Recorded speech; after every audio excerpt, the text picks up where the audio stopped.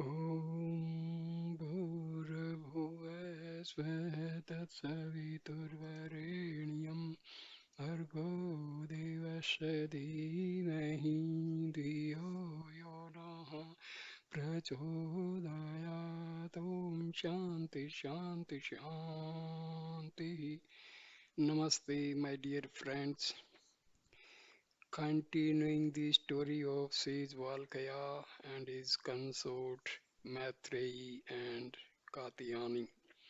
Now, in this video, we will know about the knowledge of self and non-self. This is the important part of the story. The reader must now be prepared for a little metaphysical discussion which will occupy us throughout two chapters. He who has no liking for such discussions may leave these two chapters.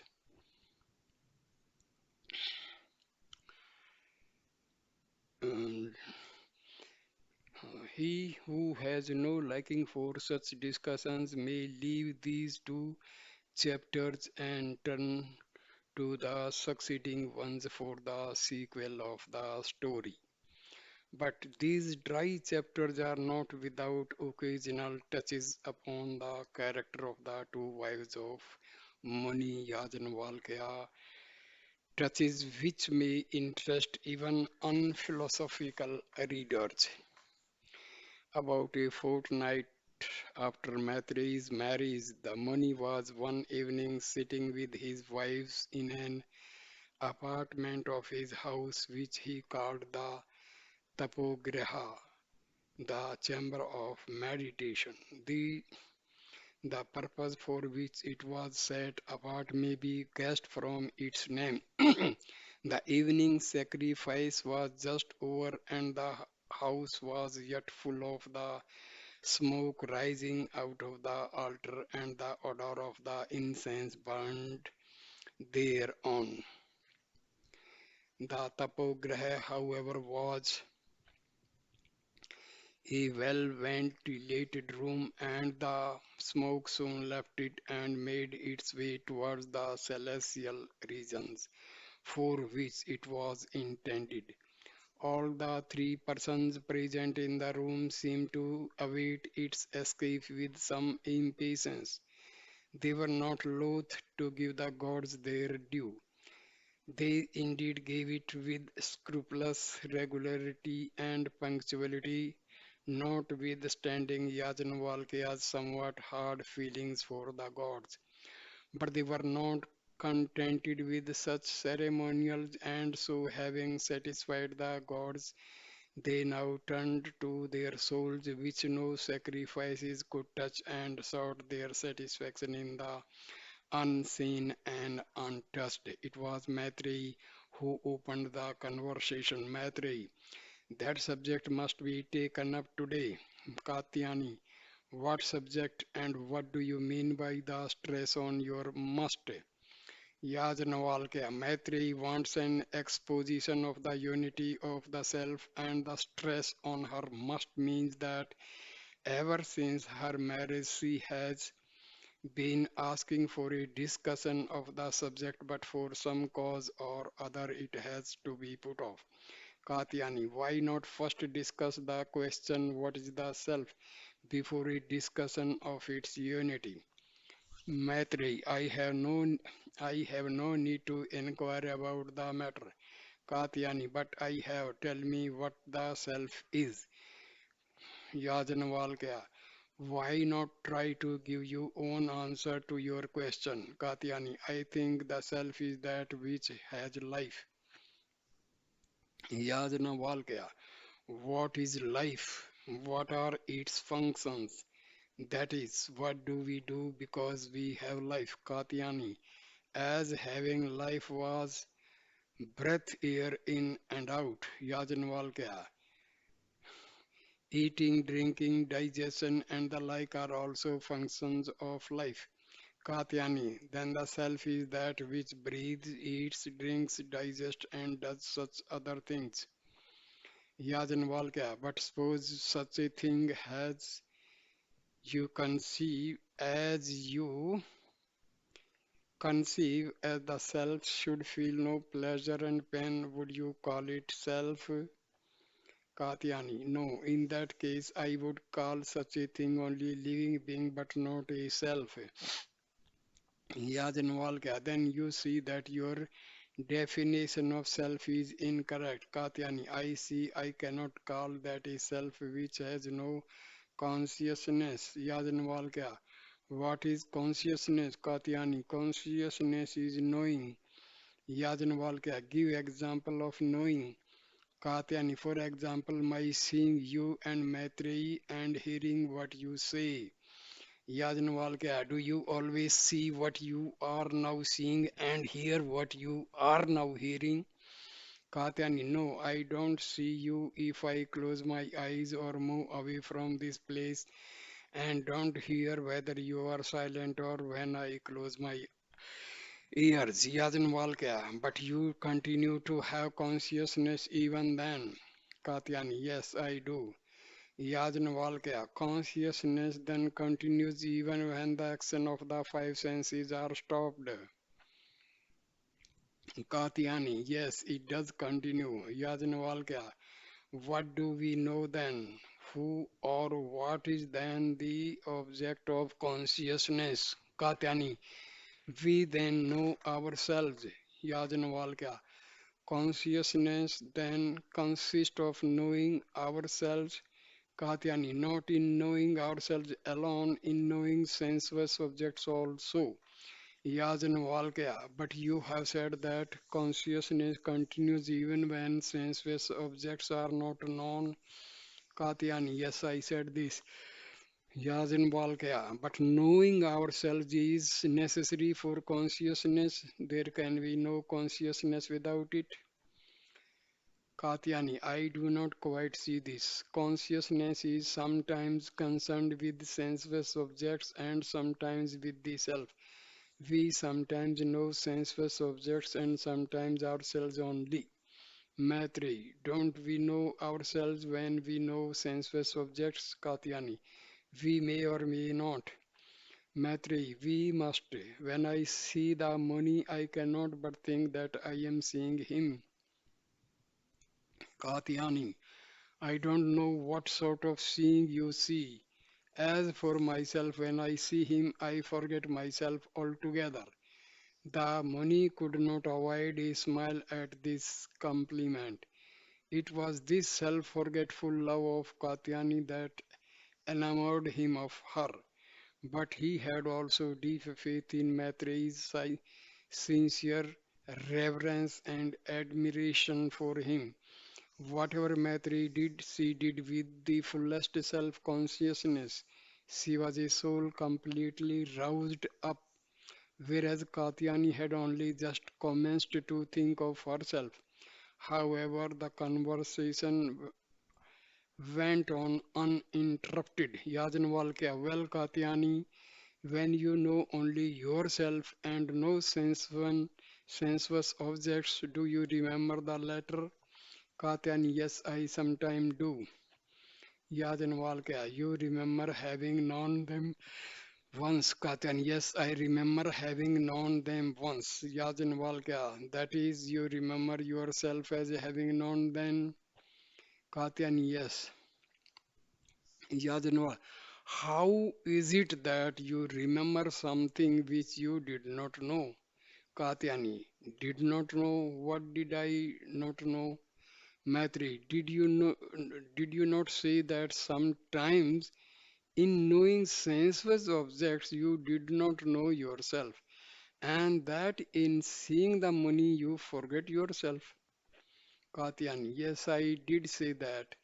But what inconsistency is there in saying that though I forget myself sometimes in knowing other objects, I yet remember myself afterwards? Maitri, one cannot remember what one never knows. Recollection is only the reappearance of knowledge. Katyani, do you mean to say that because in knowing sensuous objects I did not know myself as their knower, Therefore, it is impossible for me to remember myself as their knower. Maitreyi, yes, that is what I mean. And since in remembering sensuous objects you do remember yourself as their knower, it is proved that you do not. It is proved that you do know yourself as their knower when you perceive them.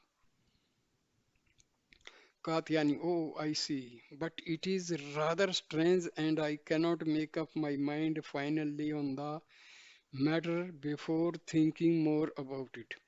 I cannot meet your argument, but how is it that, though, as you say, we know ourselves in every act of knowledge, we do not always think, I am seeing, I am hearing? Maitreyi, we do not indeed think these words, but their purport is always present in our consciousness. I heard often from the money in my father's house before my marriage that there could be no knowledge without self knowledge, however dim and crude it may be. Katyani, I too heard all this from him before but did not understand it, nor do I see now, even though I understand it, its relation to the main subject of our conversation. Maitreyi, the connection is this. You said after you had defined the self for the second time that the self might know either sensuous objects or itself. You now see that knowing the self is the fundamental essential knowledge, since in knowing sensuous objects also we know the self and we know it even when we do not know the former. Katyani.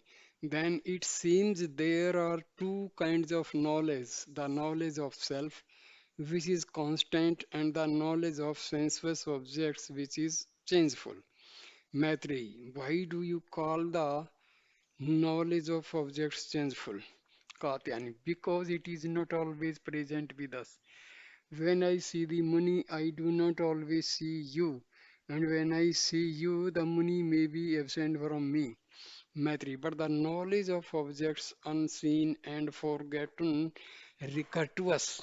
Things that I knew yesterday and forgot, I know again today and remember them to be the same objects I know yesterday. Does not this show that the knowledge of objects is as permanent as the knowledge of the self? Katyani, but the knowledge of objects go and come, while the knowledge of the self is constant. Yajnavalkya, with the passing away of the knowledge of a particular object, our knowledge of the self as the knower of that object also passes away. In this way, the knowledge of the self is seen to be as changeful as that of object matter. But in knowing a fresh object, I know myself as the same self that knew other objects before. So that self-knowledge in both the acts is constant. Yajnavalkya, in the case cited by you, the knowledge of objects is as constant as self-knowledge. In knowing the unity of the self in two succeeding acts of knowledge, the objects of knowledge in the two acts must be brought together in the thought. Maitreyi, but in dreamless sleep we forget objects altogether, but we know the self nevertheless.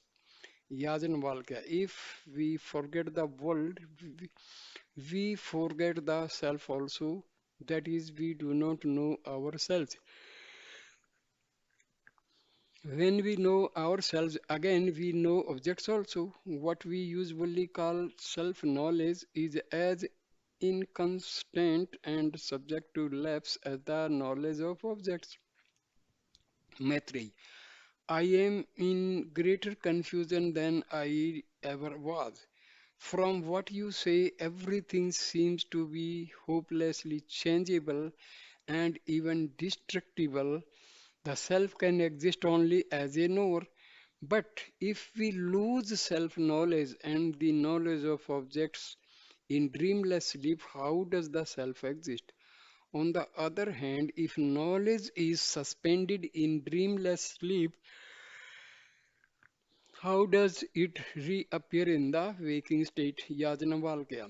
Your confusion arises from confounding the real self, Atma, with the sensorium, Manas, which is in a sense one with the self and in another different from it.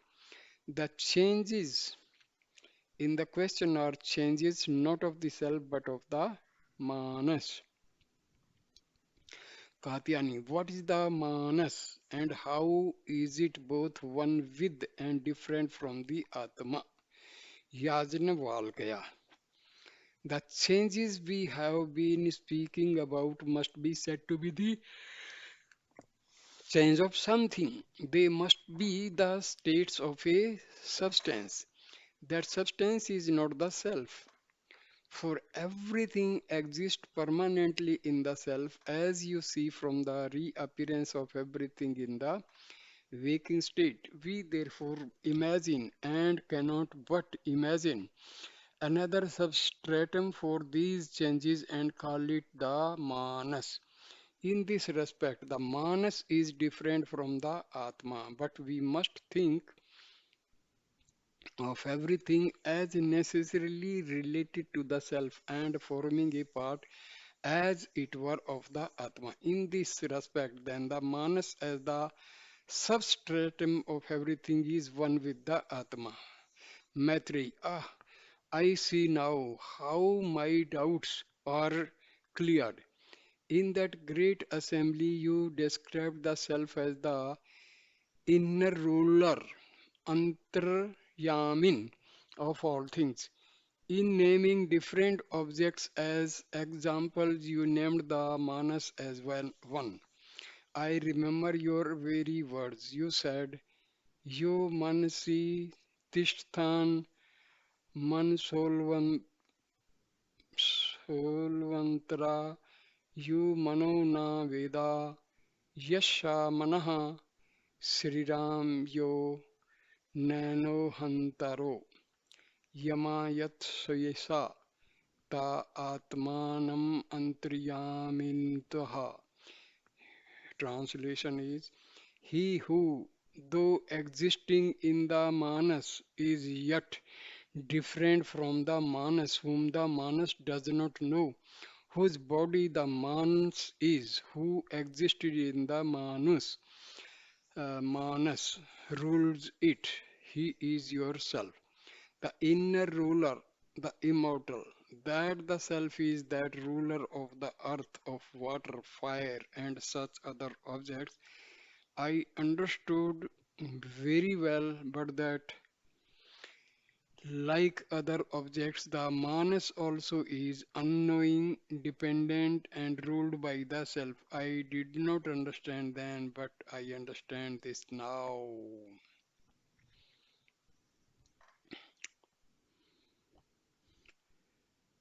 He is yourself, the inner ruler, the immortal. That the self is the ruler of the earth, of water, fire, and such other objects. I understand very well, but that, like other objects, the manas also is unknowing, dependent, and ruled by the self. I did not understand then, but I understand this now.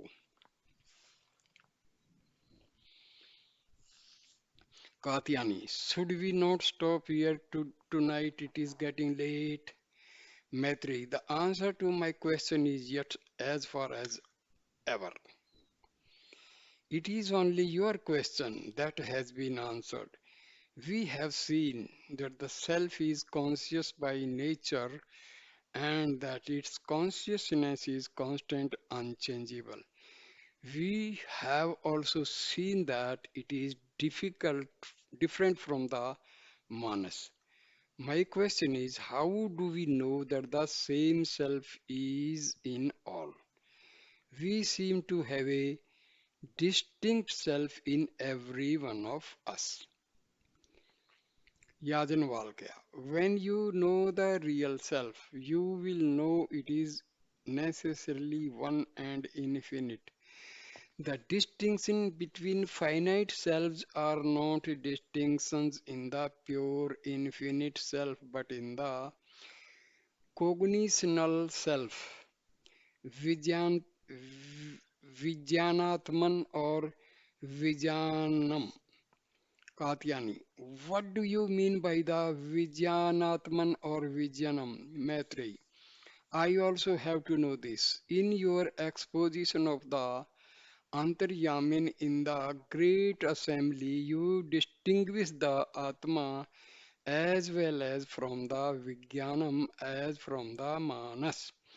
I have understood the difference between the Atma and the Manas, but I don't see what difference there is between the Atma and the Vijnanam. Katyani, how do you remember so many things? Perhaps you can repeat the Muni's every words. Maitreyi, yet I can, but I deserve little credit for this because in order to make his exposition impressive, the Muni used almost the same words in every part of it. About the Vijnanam, he said, Yo Vijnane Tishthan Vyanadar Trao Yam Vijnanam Na Veda Yasha Vijnanam Sariram Yo Vijnana Mantra Yama Yatra Yeshata Atmantra Yam Yamritaha. Translation. He who, though existing in the Vijnanam, is yet different from the Vijnanam, whom the Vijnanam does not know, whose body the Vijnanam is, who existing in the Vijnanam rules it, he is yourself, the inner ruler, the immortal. I now wish to know how the Vijnanam is distinguished from the pure self. Katyani, tell us first what the Vijnanam is and how we know that there is such a thing in every one of us. Yajnavalkya, I should be very glad to explain everything to you, but it would be very late before you would find any satisfaction from my exposition. Are you prepared to sit down? Maitreyi, I am quite prepared. I can sit up the whole night. Katyani. I can't say the same thing of me. I already feel tired and sleepy. Maitreyi, why not go to rest and let me talk a little longer with Damani? I shall tell you tomorrow what we talk about. Katyani, I shall not be satisfied unless I hear every word. And so, better stop here and go to rest. Besides, I have got something else to talk about with the money before I sleep.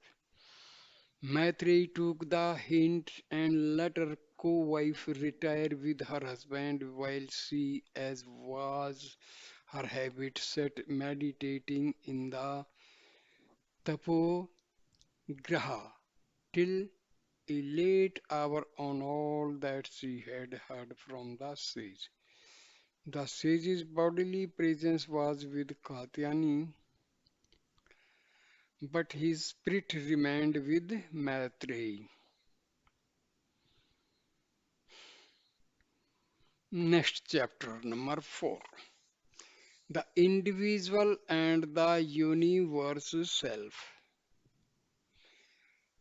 Next evening, the discussion was resumed, the sage himself opening it thus. You can very well see that the unity of the Atma will be clear if it can be shown that what every one of us can call ourself is also the self of the world. But how can we know that the individual and the universal self are identical? As I told you yesterday, the real self, the self of the universe, has only to be known to be recognized as one. Now, next chapter, the individual and the universal self. Next evening, the discussion was resumed, the sage himself opening it thus. You can very well see that the unity of the Atma will be clear if it can be shown that what every one of us call ourself is also the self of the world. But how can we know that the individual and the universal self are identical? As I told you yesterday, the real self, the self of the universe, has only to be known to be recognized as one undivided. It is because people don't know it that they don't recognize it as one in all persons and things. Let me see whether you have any knowledge of Paramatmam or he is to you only an object of belief as he is to most people. Maitreyi, I have often heard that everything is Brahma, and I have a vague notion that whatever we know at any moment, we know along with it the universal self in which it exists. But I don't know how far I shall be able to explain my notion. Katyani, try to explain it as much as you can. Yajnavalkya. Our yesterday's conversation will help us. Tell me whether you know anything else in knowing this room. Maitri, in knowing the room, I know myself as knowing it. Yajnavalkya, but you know that the room exists in the universal self, or rather believe that it does so. Maitri, yes, I believe it, but do not understand it. Yajnavalkya, you will understand it by and by. Tell me now if you have any other notion of the room than as a known thing. Madri, it is a known thing now, but it may sometimes remain unknown. Yajnavalkya, does it remain exactly as it is now when it is unknown? Maitreyi, it remains exactly the same. Yajnavalkya, but it is known now, seen, touched, or both. Does it continue to be all this? Maitreyi, it must, but I see that in saying that a known thing continues to be exactly what it is, even when unknown, I contradict myself. Yajnavalkya, you certainly do, and so do all who do not know the world as it really is. Maitreyi, then I must say that the room must always be conceived as known. Katyani, but suppose we say that the room, when unknown, retains its other properties but changes only its knownness. Maitreyi, how could that be? All the properties of the room are known properties. The room with all its properties is a known thing, and I see we have no other notion of it than as a known thing. Yajnavalkya, then you must think of the room as always known by you. You have no other notion of it, you say. Maitreyi, not necessarily by me, it may be known by others. Yajnavalkya, but it is in your knowledge now. Maitreyi, yes, it is. Yajnavalkya, every part of it is in your consciousness. Maitreyi, yes, every part of is in my consciousness. Yajnavalkya, and your consciousness is yourself. Maitreyi, yes. Yajnavalkya, then the room is in yourself or yourself is in the room. Maitreyi, so it would seem. Maitreyi, and the room will always be as you know now, know it. The and the room will always be as you now know it. Maitreyi, certainly. Yajnavalkya. That is, it will continue to be in yourself, or yourself will continue in it, even when your body is away. Maitreyi, I see, I must admit all this, but how strange it seems. Yajnavalkya, the strangeness results from the fancy which people have that when they know things, they bring their self to those things and take their self away from them when they are absent from them. Whereas the fact is that in knowing things, we discover the self in them, the self which contains or sustains the things and which is common to them and us. Maitri, how much I learn from these few words of yours, Katyani. You say that in knowing things, we discover the self in them. It therefore exists in them even before we know it in them.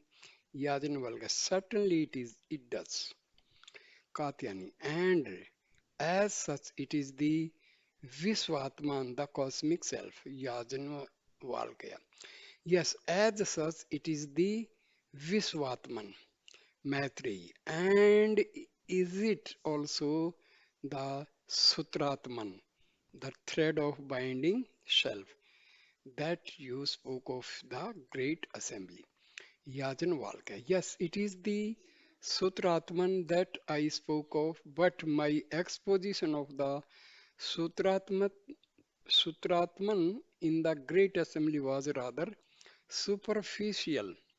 Maitri, explain to us more clearly now.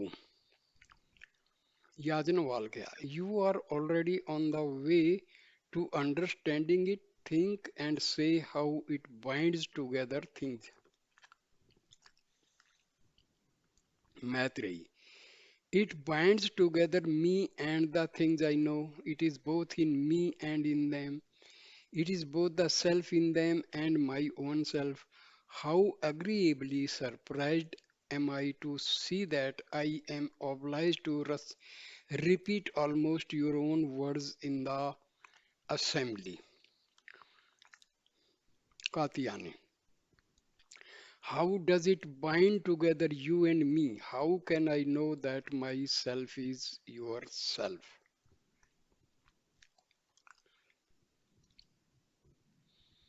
Maitri, in knowing the world, you know that the Visvatman is the same as your Atman. My knowledge of the world reveals to me the unity of myself with the self of the world. It therefore follows that the self in you and me is the same. Katyani, I see. But there are differences also between you and me. How to explain these? Yajnavalkya. They will be explained when I explain the Vigyanatman. Vigyanatman. Now tell me what more you know about the Sutratman. Maitreyi. The Sutratman seems to bind together different parts of space. In knowing and thinking of different parts of space as connected, I know them and think of them as existing in one knowing self. Yajnavalkya. And you know that all parts of space are connected and particular spaces being contained in one individual space. Maitreyi. I know it, and does it not follow from it that the Visvatman or Sutratman is one and undivided? Yajnavalkya. Certainly it does. How wonderfully you know, follow up my hints. The Vish Atman you see is in all space, or rather, all space is in him. In other words, he is beyond space, that is, beyond the divisions of space. But please go on. Maitreyi, it seems to me again that the universal self binds together different periods of time, for it is the unchanging witness of events following one another. Yajnavalkya. Quite so, and you see therefore that the universal self is beyond time or eternal. Katyani, do you mean that he is eternal because he does not change? Whose are the changes in nature then? Maitri, all changes are changes of manas, Katyani. But the manas in us is limited. Cosmic changes cannot be its changes. Yajnavalkya, we must suppose, therefore, you see a cosmic minus as the substratum of cosmic changes. Katyani, but does not the universal self change when he knows cosmic events? Yajnavalkya.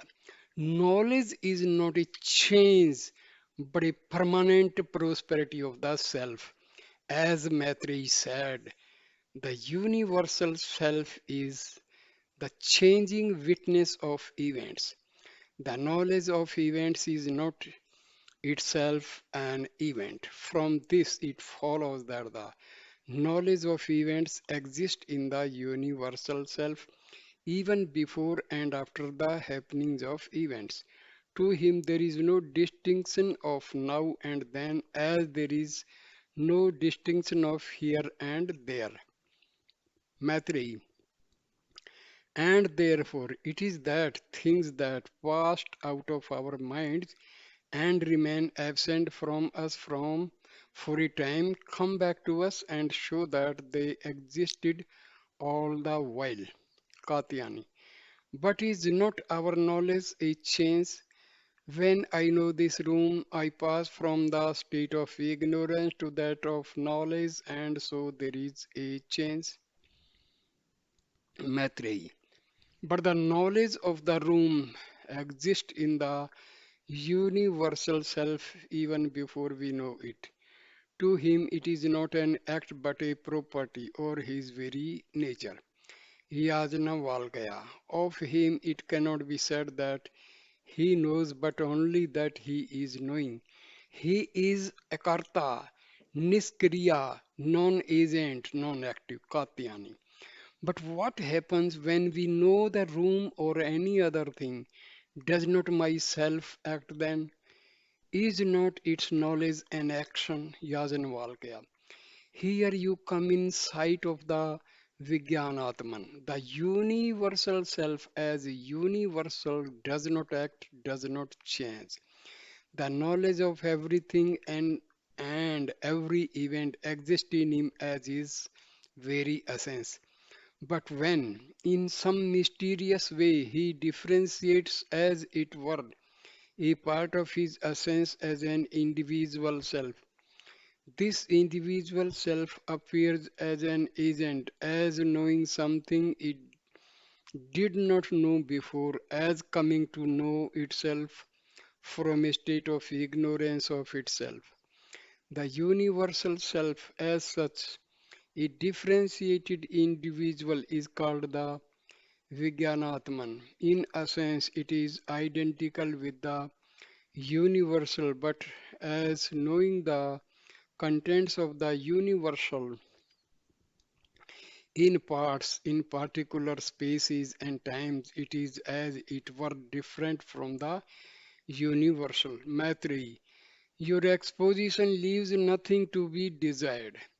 I have no more doubts at present to be resolved. The difficulty lies in shaking off your preconceived notions. One of the most hardened of these notions is that in the world we have only sensuous objects. that in knowing the world we know only such objects unrelated to any self. But you made it clear to us in yesterday's conversation that whatever we may know, we necessarily know the self along with it, that nothing can be known apart from the self.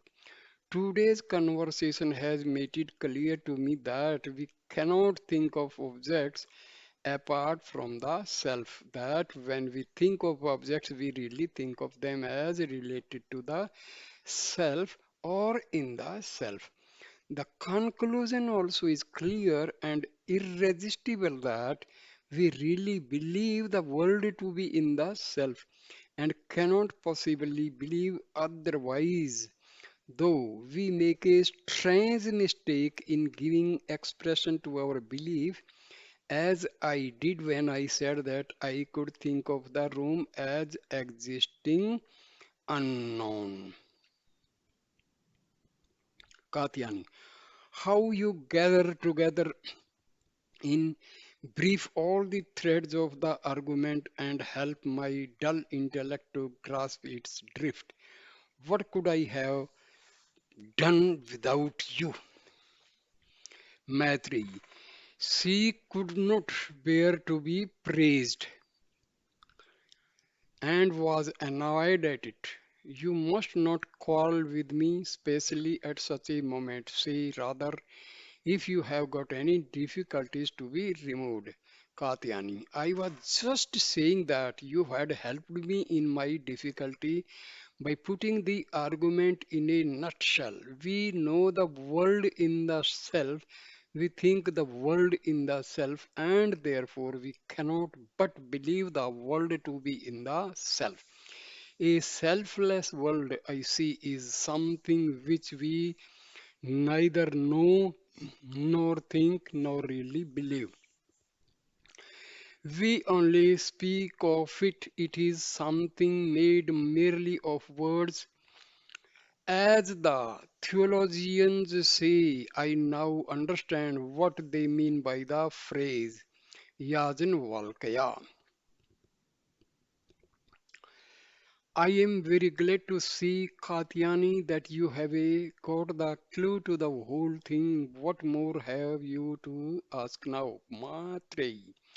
I was speaking of the difficulty of shaking off preconceived notions. I have mentioned one of them. The other is that we habitually think of the self in us as a small thing and cannot get ourselves to think that it is as large as the world, or rather larger than the world, for it transcends time and space.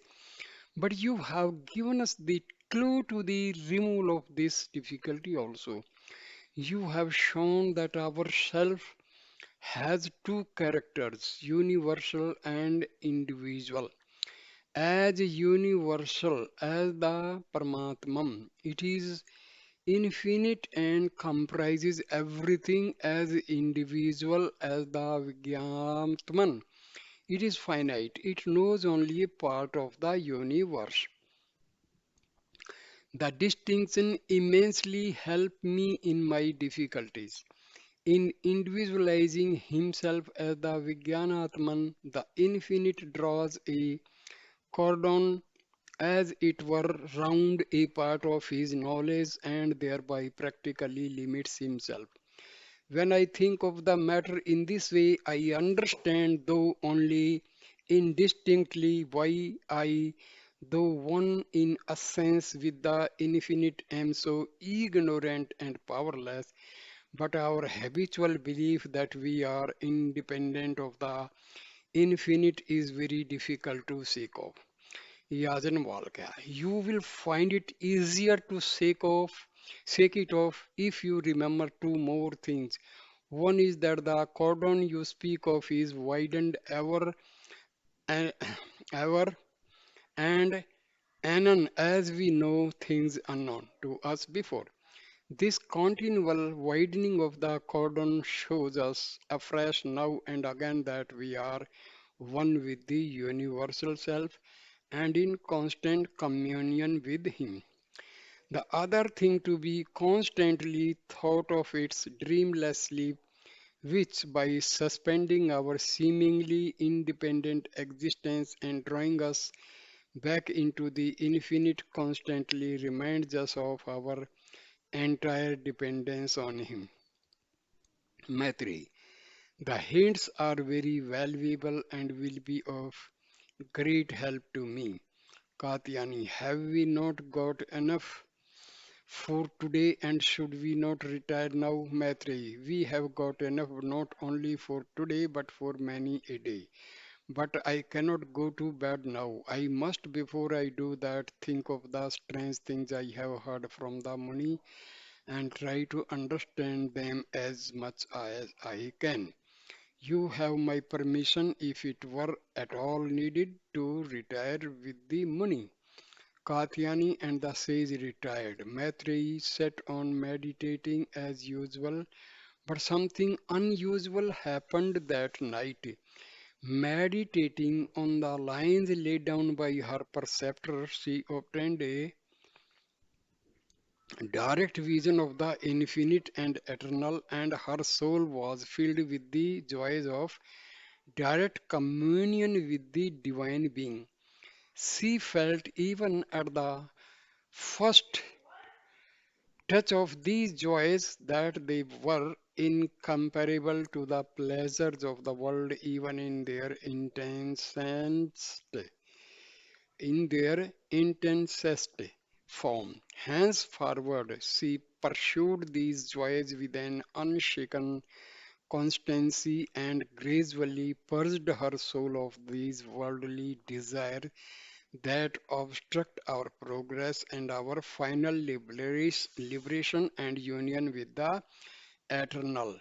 When her husband retired from the world at an advanced age, she was so much free from worldly desires that, as we read, she declined any share in his worldly goods and wished only to have instruction on immortality, declaring, "What shall I do with that by which I cannot become immortal?" What do you know of that, sir? Please explain to me clearly.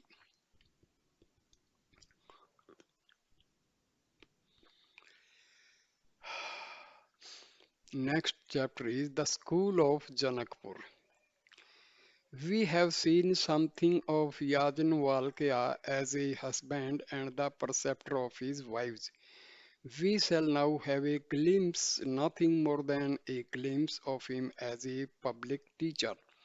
His fame as a teacher of the Vedas had brought such a large number of Vedic students to him that he could not board them in his own house as was the custom in those days. He had a large boarding house built for them with the king's munificent help near his own house. The students lived there under the immediate care of Yajnavalkya's assistants while he superintended the arrangements and taught his pupils at stated hours. The scholars belonged to all the three twice born castes and were gathered from all ranks of society, including princes of royal blood on the one hand and sons of common traders, artisans, and farmers on the other. But all were treated alike and had the same comforts, hardships, and duties. They had the same kind of food, the same kind of bedding, and the same kind of athletic sports, except in the case of those who, in addition to their academic studies, received training as warriors. The rigors of the modern distinction of caste were unknown. The students all ate and drank together and behaved with one another as perfect equals. The division of profession indeed made caste marriages the universal order of the day, but intercaste marriages were frequent, especially those of the Anulama class, that between a male of a higher caste and a female of lower caste.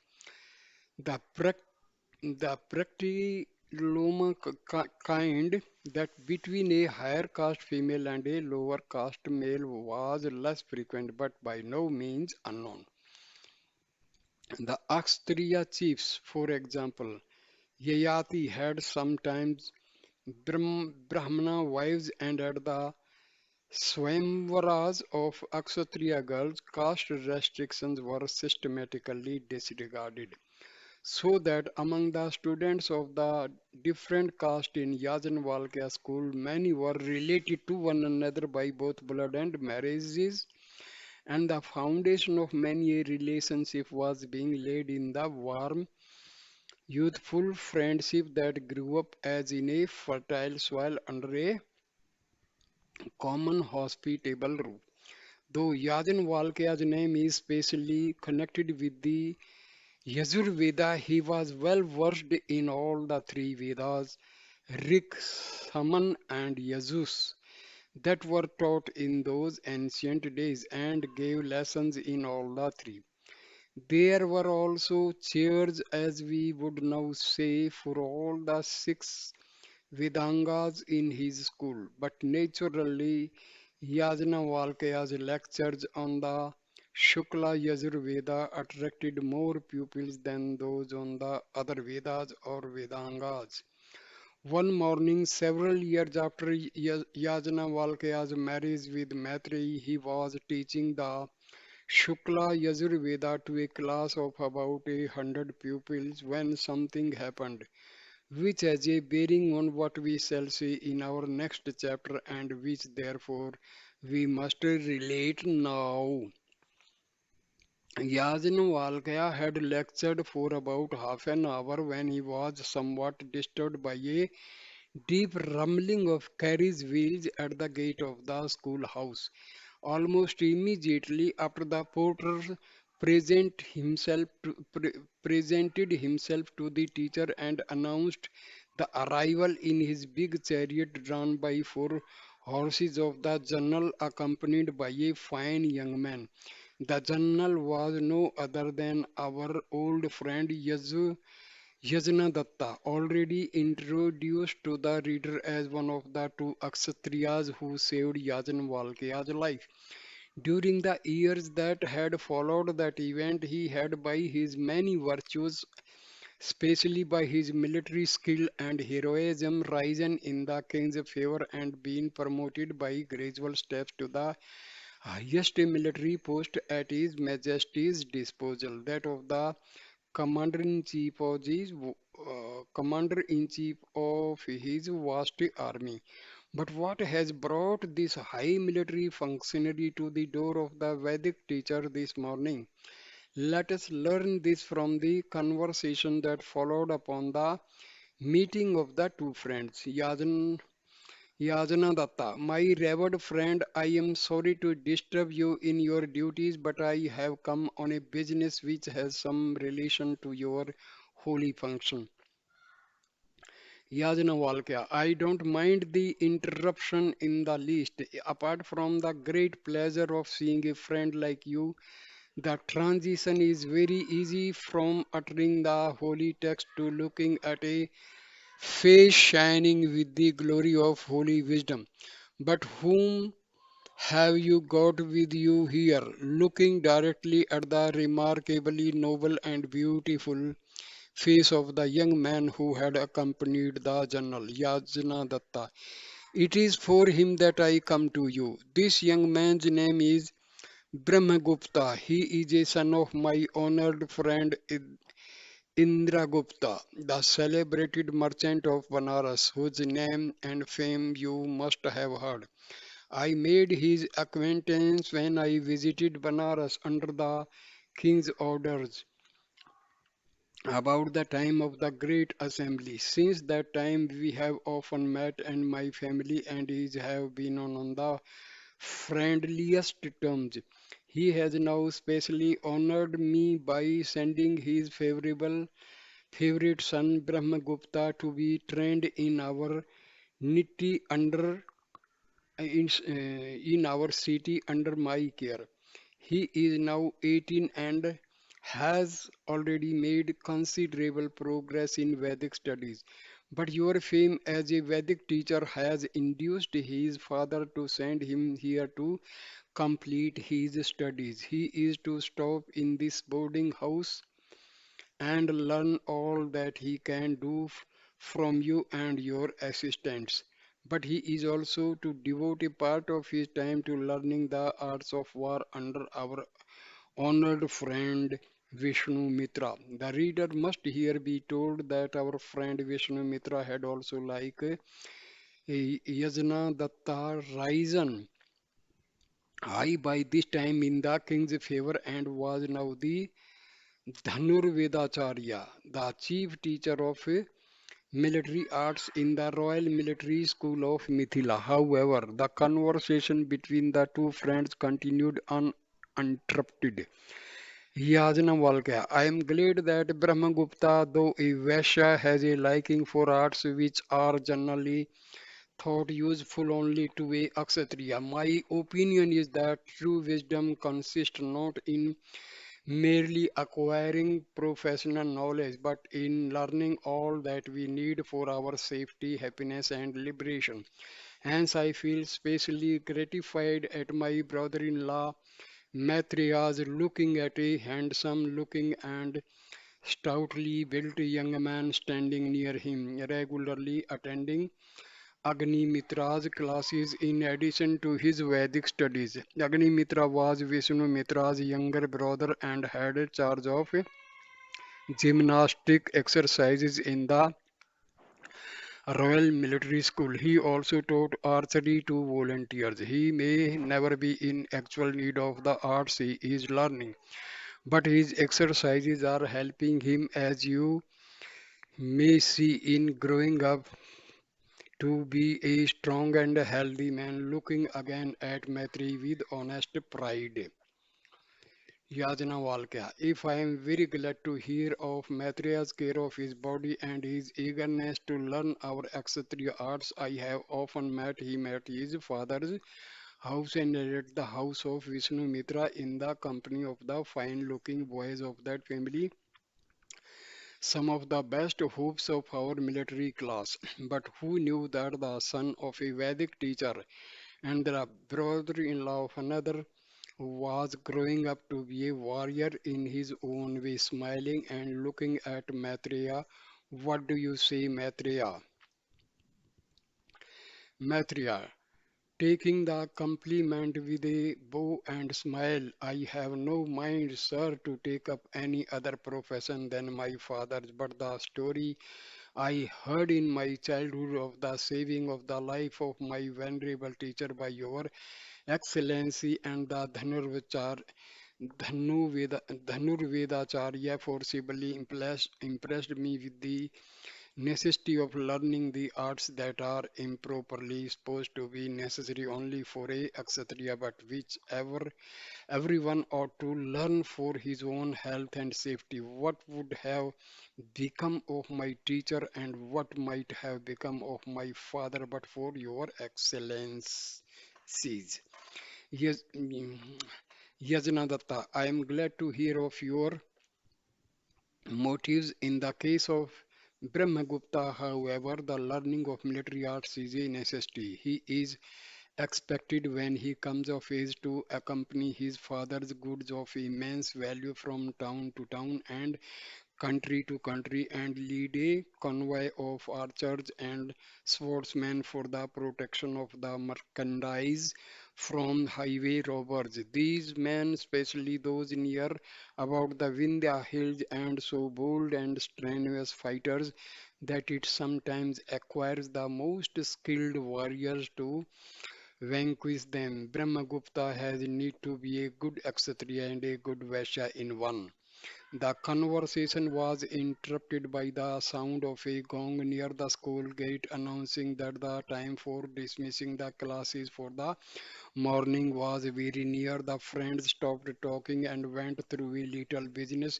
Brahmagupta was duly admitted as a scholar, and the general took a hasty look at his bed and the other arrangements for his accommodation, inviting him to visit his house as often as would be Consistent with his duty as a scholar, the general took leave of his friends in the school and returned to his carries.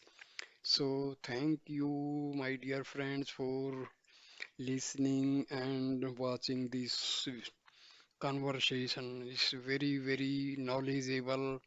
It's a story of a Vedic sage.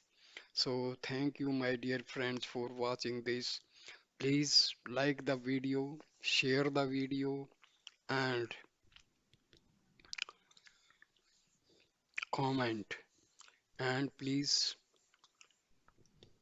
subscribe my channel. This is your own channel. This channel will bring the best Vedic, Advaitic, Vedanta knowledge, which is the need of the hour. Because our modern students, they have completely changed away from the our Sanatana culture. They are completely ignorant of our Sanatana culture. This is unfortunate.